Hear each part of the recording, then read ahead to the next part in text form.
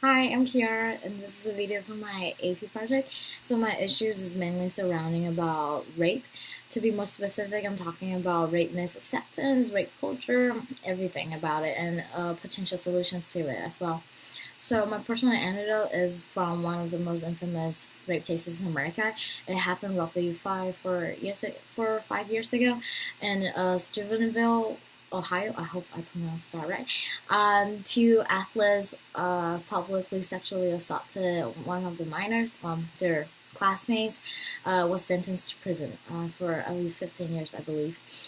Um, Despite how her story was true, the victim was experienced overwhelmed pressure, not just from people around her, like in school and such, also from public eyes, uh, public discussion. She was receiving harassment, even threats to her and her family. So this case really represents how our rape culture is right now, that we tend to blame the victim, and we have rape myths about how the girl must did something wrong, or to be more specific, how the victim must have done something to mislead the perpetrator into causing such tragic thing to happen.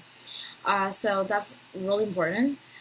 Some statistics right here is that 344 women out of 1,000 rape victim survivors or just victims, they will go to the police, but only 344.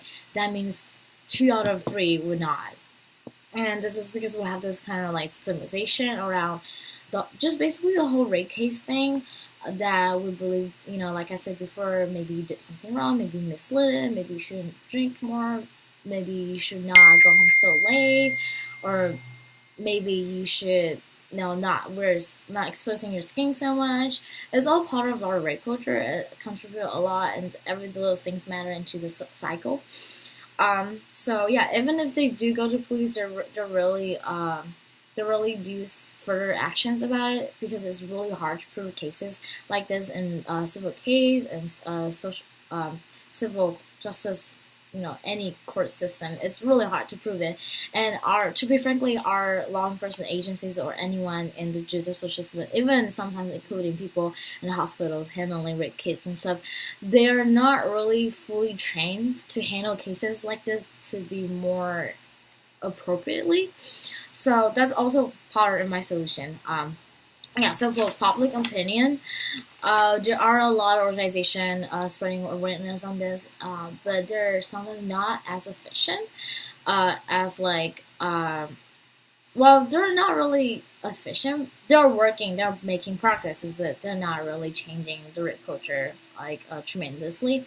And one of the research I dug up says that one of the scholars proposed that men can be presented with shocking statistics regarding rape, but until they recognize their own responsibility for rape prevention efforts will have limited success. Not just saying that men are always perpetrators, they're always someone attacking women. No, it's definitely not saying that. It's also saying that it's not only important for us to help provide resources for rape victims, like who normally tend to be women.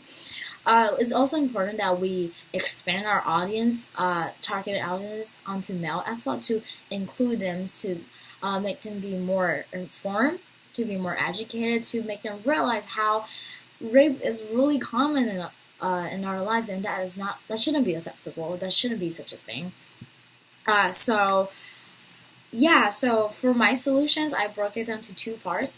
One is short term solutions, and one is long term solutions, because it's never an easy and really fast way to solve topics like this. For short term solutions, I said that uh, we should, break down social norms, or we should just sorry, that's long-term solution. Yeah, short-term solution would be like provide a seminar, provide services or lessons to teach self-defense for women or men as well. It really doesn't matter who the target audience should be, or who actually attend those seminars. It's just more important is to make it work. And this research has shown that if we combine lecture based seminars and like role playing, like trainings, like actual training to get it as most efficient way. One of the most famous ones is called Elements, I believe. They do follow up surveys for their attendance after the seminar they attended. It shows that it has proven that after 6 months attending 6 months after attending the seminar, the possibility for rape to happen actually lower, like decreased tremendously. So it's really important for people to know that things like this does work, but we just have to maybe play a twist with on it and maybe to be more thinking outside of the box. For a long-term solution, I'm proposing like not only just like a more detailed, comprehensive training for law enforcement agencies and everyone in the judicial system, also breaking down social norms, especially education, like not just at school but also at home as well. I personally feel like phrases like "boys will always be boys." Like yeah, or maybe girls should always look after themselves. They should look always after their shoulders. I personally find those phrases a little bit uncomfortable because why should a woman be the one looking after themselves when those perpetrators should just watch themselves and just control their behavior? And it's always really, I feel like it's really unfair for guys to I think it's really unfair with the phrases like boys always be boys because they are expected to do bad things automatically. It doesn't matter if they're actually a bad guy or not. And it's also a little bit upsetting for a woman to hear that is because that justifies everything. And I think we should do something about it. I hope that wasn't too long and I hope you got the gist of it and thank you for watching.